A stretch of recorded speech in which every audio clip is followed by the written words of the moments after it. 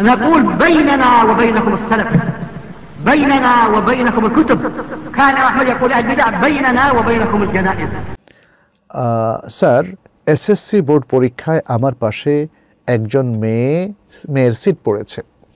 এখন আমার পরীক্ষা দেওয়ার বিধান কি? পরীক্ষা তো এই জন্য বাতিল হবে না শাহনূর, পরীক্ষা দিতে হবে, মেয়ের দিকে নজর দেওয়া যাবে না, নকলের জন্যও দেওয়া যাবে না আর তার চেহারা দেখার জন্যও দেওয়া যাবে না, বরং এখানে পর্দা করতে হবে। পর্দা মানে চোখের পর্দা। সূরা নূরের মধ্যে আল্লাহ সুবহানাহু ওয়া তাআলা প্রথম পুরুষকেই দৃষ্টি সংযত রাখা, নিচু রাখার কথা বলেছেন, অবনত রাখার কথা বলেছেন। কুল্লিল মুমিনিনা ইয়াগুদ্দু মিন আবসারিহিম, কুল্লিল মুমিনিনা ইয়াগুদ্দু মিন আবসারিহিম, মুমিন পুরুষদেরকে বলে দাও তারা যেন তাদের দৃষ্টিকে অবনমিত রাখে।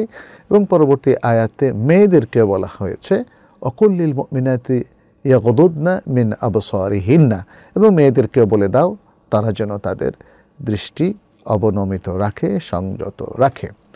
তাহলে এবং আমরা জানি যে এক একজন একটু দূরে দূরে বসে, তাই না? পাশাপাশি তো বসে না, অনেক দূরে দূরে বসে।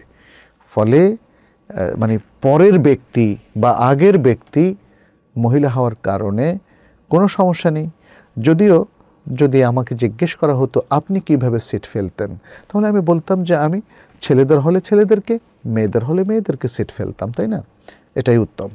এটা উত্তম নয়, বরং এটা ইসলামী বিধান।